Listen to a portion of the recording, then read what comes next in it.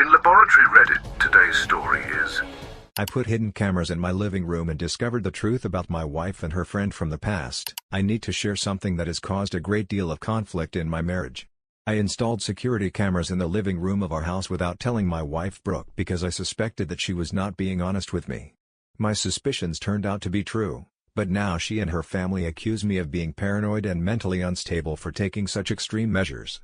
However, I feel that I had valid reasons for acting as I did, especially considering how she had previously tried to manipulate the situation.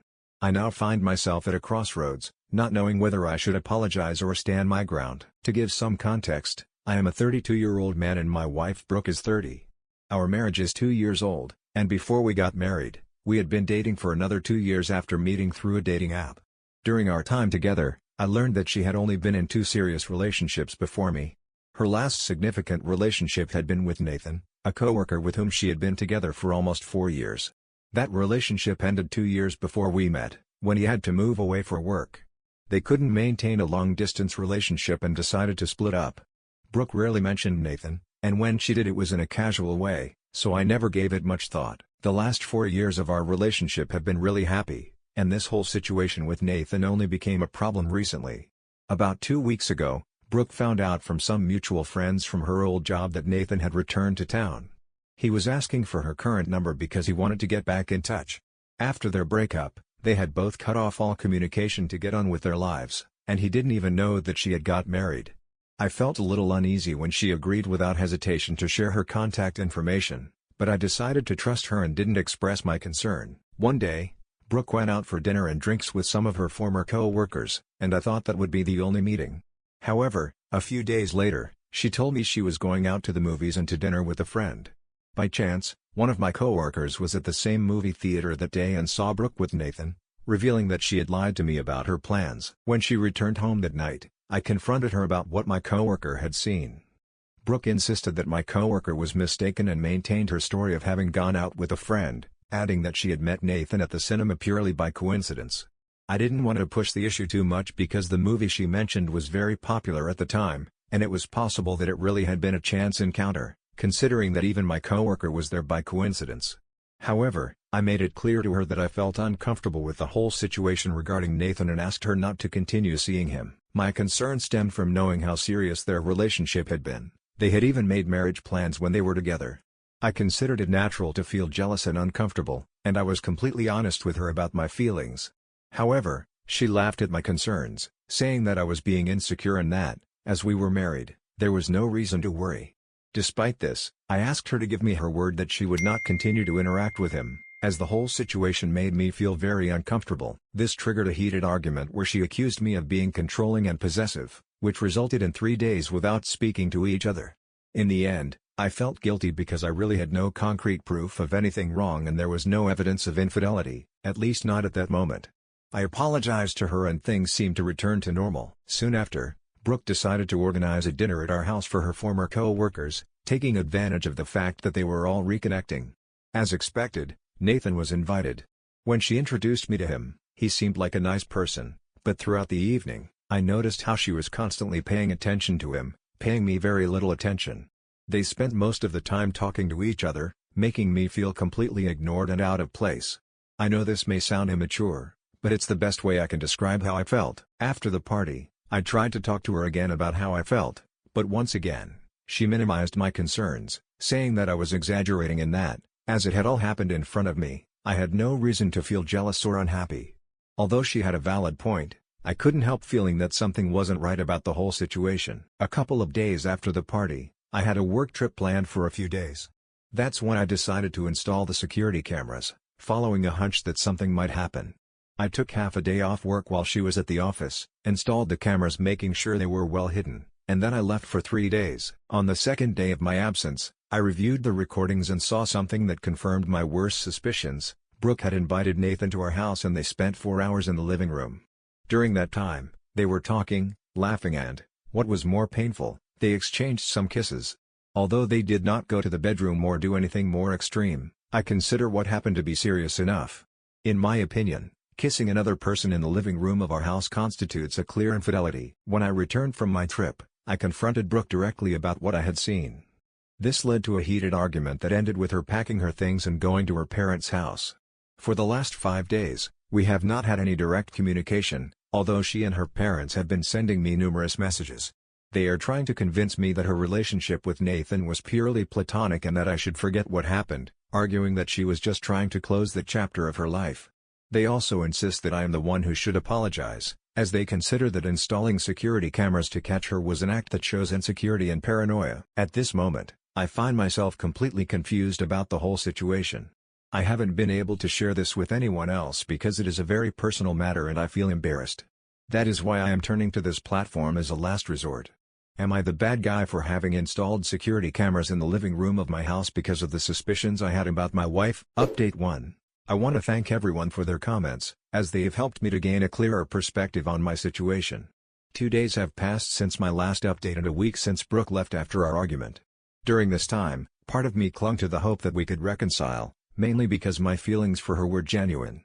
However, every time I think about our situation, the image of her kissing Nathan invades my mind. This image prevents me from moving on, and honestly, I don't think I can get over something like that. Besides, I find it incredible that both she and her parents continue to try to convince me that I am exaggerating the situation. Yesterday I finally decided to talk to them, after having completely avoided them. All this time, I had not responded to any of their messages or calls. My only interaction with the outside world was with my coworkers, since after taking a few days off, I only went out to work and kept myself isolated from the rest. That changed yesterday. I contacted all 3 of them and sent them the same message. I told them that I found it absurd that they were trying to make me feel like the villain in this situation, especially when she was the one who cheated on me. I made it clear to them that there is no such thing as a platonic kiss, particularly when it happens between former partners in the house we shared as a married couple, and even less so under the pretext of seeking a closure. In my opinion, that is very far from being platonic. I told them that I would not fall for that kind of manipulation. Regarding their accusations of paranoia and insecurity, I explained to them that it no longer mattered because I had discovered the truth and they could no longer manipulate me. I pointed out to them that regardless of my motives for installing the cameras, what was important was what they revealed. Furthermore, I argued that I had valid reasons to be suspicious, based on the behavior I had personally observed. I simply followed my intuition and it led me to discover the truth. If I had not found anything compromising, I would have removed the cameras, but the fact is that I discovered their infidelity, which justifies my actions. I informed them of my final decision not to give our marriage a second chance and that they would soon be hearing from my lawyer. After this, I proceeded to block them all, something I probably should have done earlier but had been putting off. I then decided to talk to my parents, who had also been trying to contact me without success. My emotional state had been so precarious that I had isolated myself from everyone. However, yesterday I felt it was time to face reality and share what was happening with them. I invited them to dinner at home and told them everything. Curiously, until that moment I had hardly cried about the situation, and the few tears shed had been more out of shock than anything else. However, when I told my parents what had happened, I broke down completely and cried like a child. Fortunately, my parents were incredibly understanding. They comforted me like they did when I was little and stayed with me that night. They assured me that I was making the right decision under the circumstances and promised me their unconditional support. They also offered to help me find a lawyer if I didn't feel emotionally prepared to do it on my own. I decided to accept their help, trusting their good judgment. This morning, after my parents had returned home, I decided to share my situation with some close friends, feeling the need to unburden myself. They all supported me without hesitation. They assured me that I was justified in installing the cameras and that, even if I hadn't found anything, that would have been a different situation. The fact is that I did discover something, which confirms that I am not to blame. Brooke and her parents' reaction, trying to manipulate me instead of apologizing, reveals how little they care about my feelings.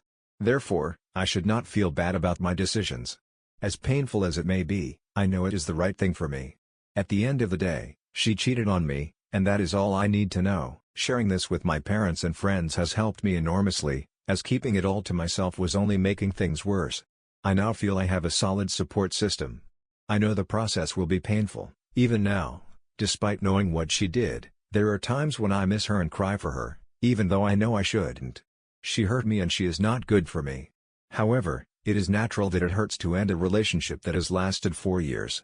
But with the support of my family and friends, I think it will be a little easier. As soon as my parents find a suitable lawyer, We will proceed with the divorce petition. Update 2. 5 days have passed since my last update and my parents have found a lawyer. We will file for divorce tomorrow. Since I blocked them, neither Brooke nor her parents have tried to contact me, which I greatly appreciate as I do not wish to have any communication with them.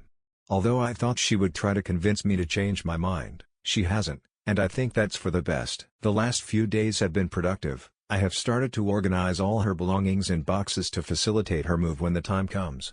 Fortunately, our finances were always kept separate, which makes things much simpler and saves me additional work. Beyond this, I don't think there is much else I need to do. Everything is pretty much organized. Once the petition is filed, I will have to face various legal procedures. I'm trying to prepare myself mentally for it. If she decides to contest the divorce or negotiate the terms, I will probably have to see her or take part in mediation sessions. I sincerely hope it won't be necessary and that we can resolve this without complications, as I don't feel emotionally prepared to see her or talk to her, even with our lawyers present. I have hope but I can't be sure how things will develop. In the meantime, I am keeping busy working long hours to avoid thinking too much about the situation. This has the added advantage that I can catch up on work, which will allow me to take time off in the future if I need to, without feeling that I am neglecting my responsibilities. I have spoken to my boss about my situation, explaining that I might need a few days off in the near future. Fortunately, we have a good relationship and he has been very understanding, assuring me that he will give me the time off when I need it. I have also informed my coworkers in case they need to cover my responsibilities during my absence, and they have all been very kind about it. I have the unconditional support of my parents and family, who have been extraordinarily supportive and keep in regular contact to make sure I'm okay. I am deeply grateful for all this support, as I believe it is what has kept me from completely falling apart. Although the last few days have been productive and I have tried to keep myself distracted, it is not easy. I am aware of the difficult task ahead of me and the fact that my life will change significantly after this. It is intimidating and I feel nervous, stressed and obviously very affected. However, having this support system definitely makes things more bearable. I know I've been rambling on about things that aren't directly related to the divorce, but I feel the need to express everything that's been going through my mind these days. I've been actively trying not to think about the divorce, which is why I don't talk about it much either. If I have something relevant to share, I'll definitely post it here. Thanks for your patience. Update 3.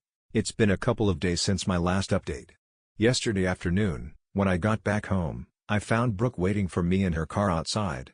When I arrived, she came out to talk to me. We went into the house using her duplicate keys. She told me she had considered going in alone but didn't want to surprise me when I arrived. This reminded me that I need to change the locks. Once inside and seated, she asked me if I really planned to go ahead with the divorce, as she had received the papers that morning. She explained that both she and her parents were very surprised, as they were convinced that I was just bluffing and that I would eventually apologize. The divorce petition made it all feel too real for her, so she decided to come and talk to me in person. I confirmed that this was exactly what I wanted, as after what had happened, I could never trust her again. I explained that I did not want to continue being married to someone I could not trust, and that it would be a waste of time for both of us to try to repair something irreparable. If I had believed in the possibility of fixing it, I would have suggested couples therapy, but I did not even consider that option, which shows that I have given up on our relationship. She began to cry, claiming that she hadn't tried to hurt me that much and that she didn't want it to look like infidelity. She confessed to me that she had met with Nathan several times in recent weeks, more than I knew about, but that they had only talked and kissed. He insisted that they never had intimate relations because he wanted to remain faithful to me. He did not consider kissing him once or twice to be significant, so he did not believe he was doing anything wrong. This was why he hadn't apologized. However, in the last few days he had tried to see the situation from my perspective and had realized that his actions were wrong, regardless of whether or not I had had intimate relations with him. He acknowledged that he had lied to me, hidden things from me and manipulated me, and now he wanted my forgiveness to start over, even suggesting we try couples therapy. After listening to her, I honestly told her that the fact that she didn't even consider his actions to be wrong, and that she was convinced that kissing someone, especially her ex, did not constitute infidelity, only convinced me more that we shouldn't patch things up. Furthermore, I pointed out that neither she nor her parents had bothered to apologize until now, and that this belated apology would not change what had happened. I explained that I could not erase those images from my mind no matter how hard I tried. There are unforgivable things, and this is one of them. If we had been fighting about something else, I would have tried to fix it, but infidelity is not something I want to work on. It is something I prefer to leave behind.